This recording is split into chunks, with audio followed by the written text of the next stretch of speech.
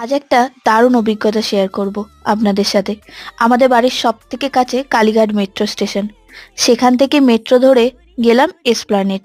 এসপ্ল্যানেডে নেবে সবুজ পায়ের ছাপ অনুসরণ করে পৌঁছে যাবেন নতুন প্ল্যাটফর্ম, মানে হাওড়া স্টেশন যাওয়ার প্ল্যাটফর্মে। ওই 4 থেকে 5 মিনিট মতো সময় লাগবে, কিন্তু আমরা ঠিক মতো ট্রেনের টাইম টেবিল না দেখাতে একটু দেরি হয়েছিল।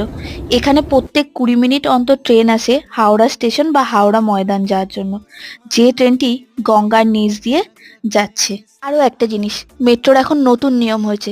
যদি আপনি টিকিট কাটতে চান তাহলে আপনাকে ইউপিআই স্ক্যান করতে হবে, আর না হলে মেট্রো কার্ড থাকতে হবে।